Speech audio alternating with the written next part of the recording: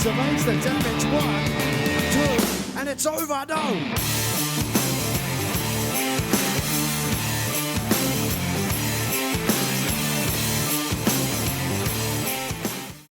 What's going on, guys? Murph's YT13 here, and we are back yet again.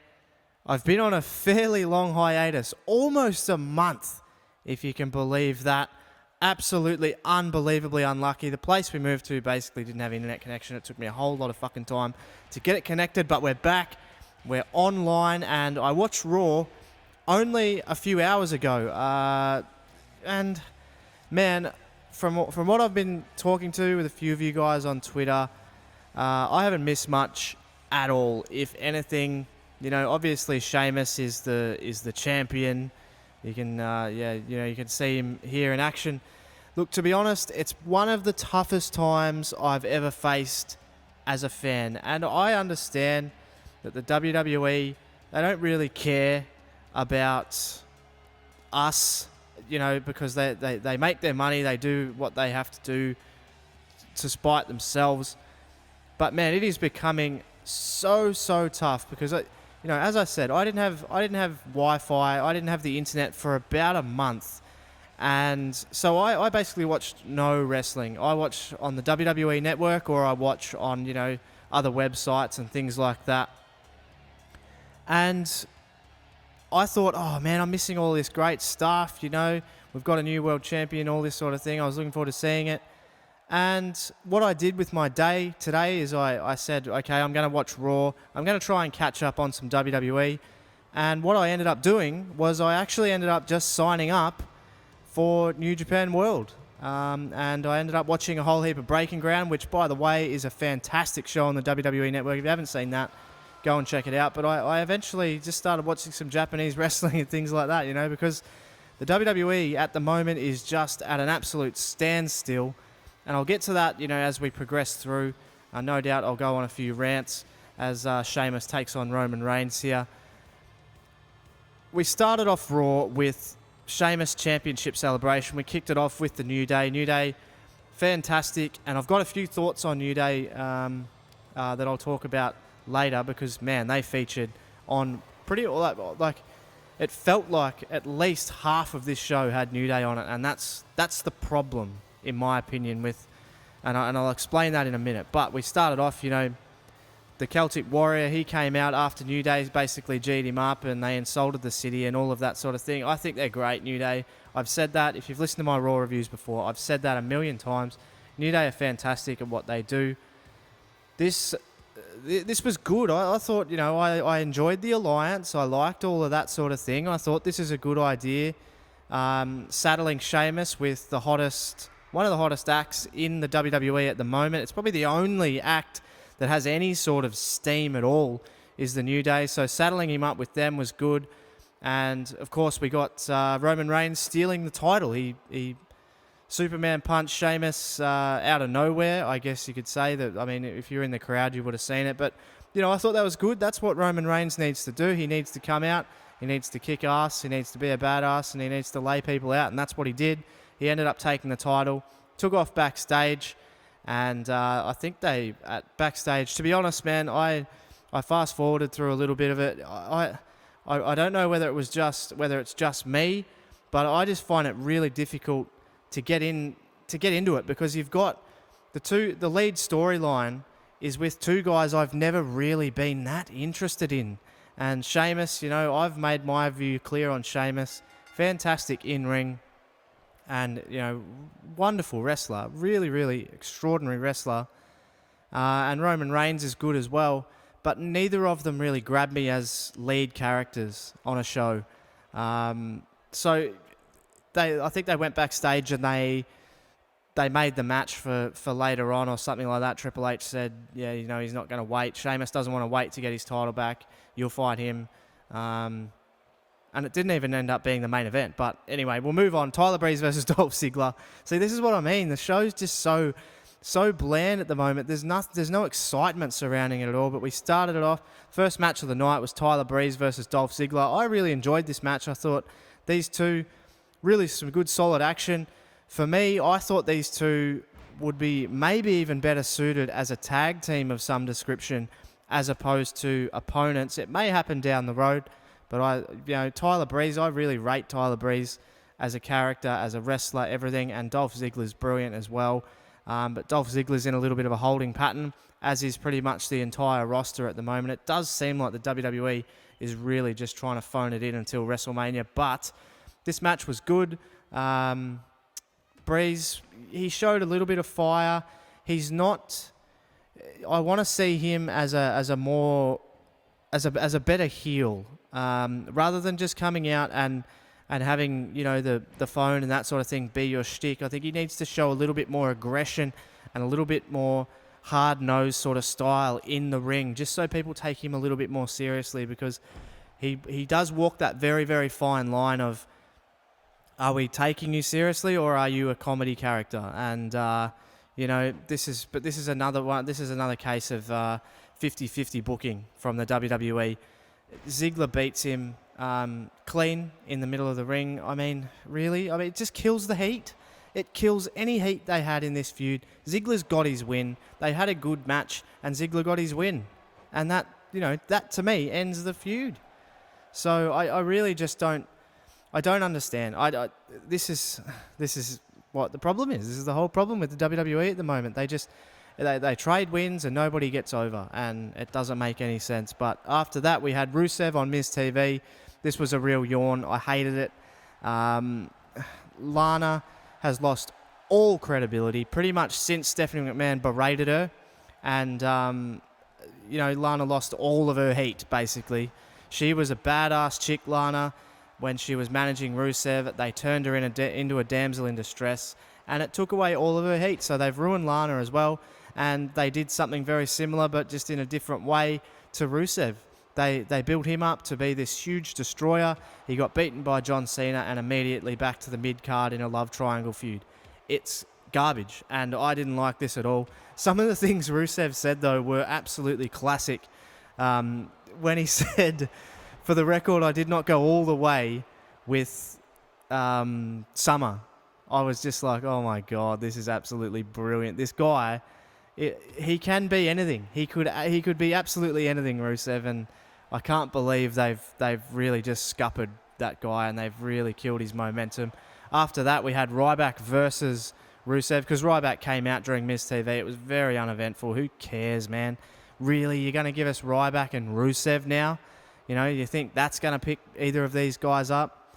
And, Rusev, I think he's already been dropped as part of the Authority already. He's just gone in a completely other direction. He came out, looked strong, alongside the other guys in the Authority, and now all of a sudden he's obviously done there as well. So I really I have no idea what to think anymore. The WWE just doesn't care about continuity or anything like that. This match was a bit of a joke because half of it was wrestled in the dark because they were in commercial for pretty much the whole lot of the match, so it's not really even worth talking about. After that, we had the Dudley Boys come out to the ring. They had a whole heap of tables set up, and that was cool. I thought that was it was a cool image, and Bubba Ray on the mic is always great, particularly, since his TNA days. I think Bubba Ray on the mic's just so compelling. He's got it down, and I think they're really, really good, the Dudley Boys. But they have just been sort of booked into a corner at the moment. They haven't really gotten off the ground again since they debuted. But this was cool because we got to see the Wyatt family come out, and a surprise return of, I think it's a return, I don't know. He was wearing a whole heap of House of Hardcore stuff, obviously, trying to promote his promotion. But Tommy Dreamer come out, and the match ended in a no contest. But Tommy Dreamer, he got the nostalgia pop, which was cool. Good for him. And, the Dudleys, I would have liked to see Spike maybe come back, but maybe Spike, they don't see him as a threat. But, there is 4 Wyatts, and they do need another member, so maybe Spike might be the big one to come back to make up the awesome foursome, and really complete the Dudley Boys. So who knows where this is going. I am sort of moderately sort of wondering where this will go. I really don't know. I think it's really strange that the the WWE went down the direction of basically having the Wyatts job to the Undertaker and Kane, which makes absolutely zero sense because the Undertaker and Kane are on their way out. The Wyatts are on their way up. Well, I mean, you can't even say they're on their way up, really, because they're not. They're getting shoved down. Why in the hell is Bray Wyatt and the Wyatt family putting over the Undertaker and Kane, who are already as over as they're ever going to get? And it just makes no sense. It's just, who cares? Who cares? And, you know, the Wyatt family versus the Dudleys, it has some legs. I'm moderately interested, and that pretty much sums up the product for me at the moment. After that, we had a really odd match, Del Rio versus Goldust. Again, I think, you know, Zeb Coulter and the Del Rio matchup, for me, it doesn't make a hell of a lot of sense, but, you know, I feel like a broken record at the moment, and this isn't the way I really wanted to return with a Raw review. I was hoping that, you know, over the next 3 or 4 weeks that I was going to be out, that maybe, just maybe, we could get some improvement on this, and it just hasn't happened. It just hasn't happened. Zeb Coulter comes out, he just spouts off his stuff, and we're going around in circles. We've got Swagger and Del Rio. Obviously, Del Rio just wins the match. It's basically a squash match, and Del Rio walks away with the win, and, you know, we just further a little bit of a storyline that nobody cares about at the end of the day. So, again, the WWE just treading water, and this show was super dragging for me now. And, you know, after that, we had the Lucha Dragons versus the Usos for the #1 contendership of the tag team titles, and this ended in a no contest. Again, the New Day, they were out again. They were out in force. They were on commentary, and the match was too short. The New Day, all they did was just yell over the top of the action. I had no idea what was really happening in the match, and it all felt so rushed. It ended in a no contest, so I think we're going to head for maybe a multi-man TLC match. I think that would be cool. I think it'd have, you know, some good spots, but there's just no heat in anything because you've got New Day that are getting forced down everybody's throat. And I'll take this opportunity to talk about my concerns with the New Day. This is typical WWE behavior. They've got an act that's super over with the fans, that the fans are enjoying seeing. They're enjoying when the New Day come out. So what the WWE says, oh, okay, we've got this. This is fantastic. Let's shove it down their throat. Here's New Day. Here's New Day. Here's New Day. Here's New Day. Here's New Day. Here's New Day. Oh, you love New Day, don't you? Here's New Day again. Here's New Day again. And they end up in a position where people get sick of them. And people want to see them, but sometimes you only want to see something because you haven't seen it for a while, or you only get to see it a little bit. The WWE have no control over themselves when it comes to holding talent back in a good way. I want to see less of the New Day, so in turn, I want to see more of them, if that makes sense. And just continuously saying, here's New Day, here's New Day, here's New Day, you know, it's going to get old, and it's going to make you resent the New Day. It's going to make you not want to see them because you're like, oh God, we've already seen them 4 times tonight. I don't really want to see them again. And there's only so far they can take it. So you're shooting yourself in the foot. You've got to not, you know, it's like when you get a new toy, you play it and and you just kill it with love, you know, and then you eventually get over it. And that's what the WWE do. They go and they go and they go until everybody gets over it, and then they say, oh, well, you know, that was great. That made us a little bit of money. That generated a little bit of interest. And that's my problem with the New Day at the moment. And it's not their fault. It's not their fault at all. It's Vince McMahon. He says, oh, these guys are popular. Let's put them on TV. Let's put them on TV. Let's put them on TV. See? Repetitiveness. It's annoying, isn't it? After that, we had Brie Bella versus Sasha Banks. And yeah, this was good. I enjoy seeing Sasha Banks whenever I can. Brie Bella's never ever going to be on the same level as Sasha Banks. We all know that. And that's not a news flash. But I thought she did fine here. I don't know if the WWE has dropped the feud between Natalya and Sasha Banks. You know, I've been reading about that. I really don't know where they're heading with any of these girls. I know they're probably in a little bit of a holding pattern in terms of Sasha Banks at the moment because they want her to potentially challenge for the title come WrestleMania season, and I reckon they're going to be angling for a Charlotte Banks sort of trio of matches around WrestleMania when the product's really hot, which would be smart. It's smart to put those two on a big stage. Sasha Banks trying to cheat and do anything she can to win is smart. She's channeling Eddie Guerrero, and I think they're very, very smart if they play on the old Eddie Guerrero lie, cheat, steal sort of mentality, and having Sasha Banks look vicious and really, really go after it is really smart because she can really set herself apart because I don't feel like there's anyone really doing that at this stage. After that, we got Roman Reigns versus Sheamus for the heavyweight championship. Reigns won via disqualification. Man, this was a pretty good match. It had all the right stuff. It had the right build-up because Reigns had to try and win in under 5 or so minutes, I think it was. Smart. It was smart because it gives you, and this is what JR's talked about on his podcast before, you need another way to win. You need another finish line. Do you know what I mean? You need separate ways to win a match. It can't be just like a straight 1, 2, 3. So I really liked the idea of this, and the ending. It wasn't anywhere near as good as the setup. It was a pretty unsatisfying. I felt unsatisfied by the finish, to be honest, and I like the new heel faction, the League of Nations, I think it's called. Yeah, good. Alberto Del Rio, King Barrett, Rusev, they attacked, and I think they're called as I say, I mean, I was just flicking at this stage, and then I saw them come out. Great.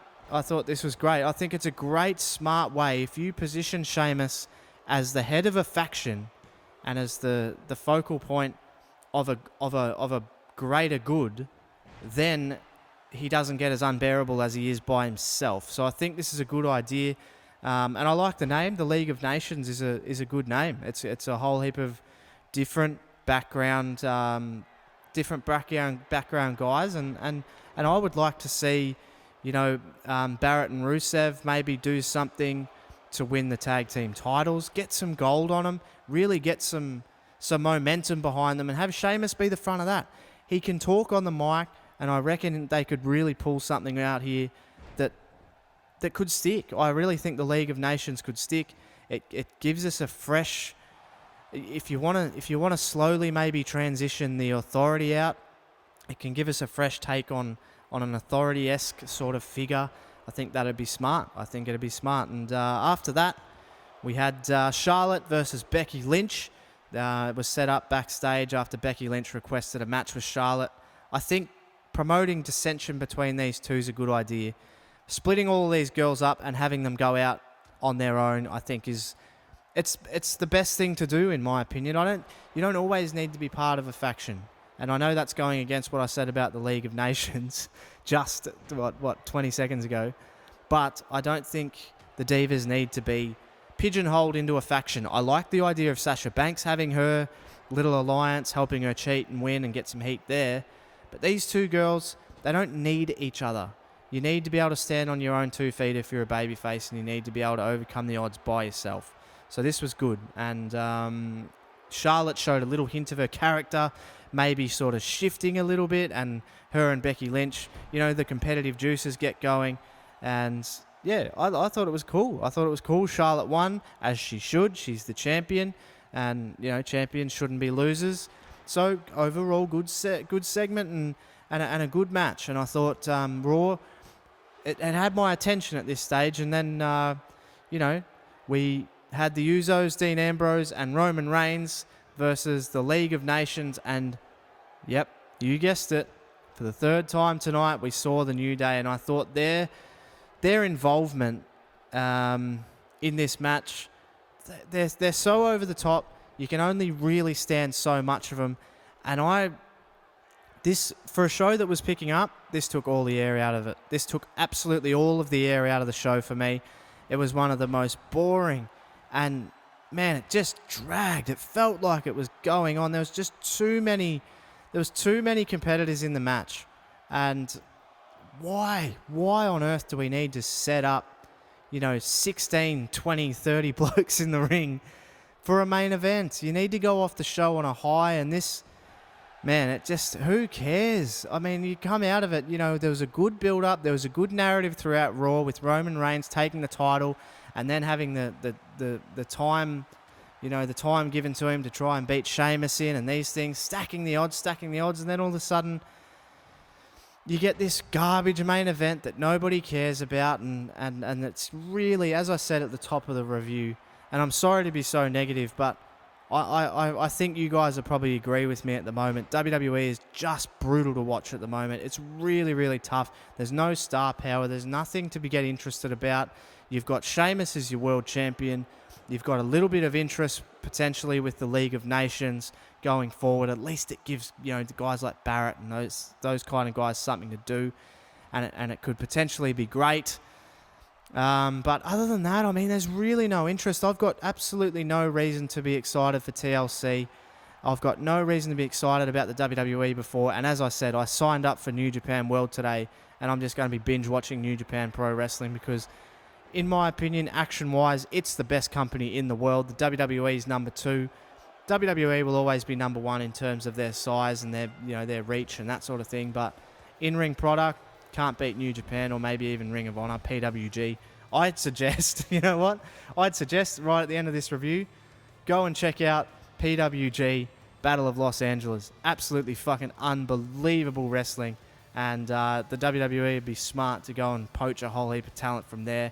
But, they've started doing that sort of stuff already, and it hasn't worked because the old man behind the curtain in gorilla position can't handle it, can't have someone else's creation, someone else's creativity be his own. But anyway, that's going to do it for the review. It's good to be back. Thank you for sticking around to the channel. If you've enjoyed this video, make sure you drop a like, hit the subscribe button if you're new. And as always, for Murph's YT13, thank you so much for watching, and I'll catch you on the next one.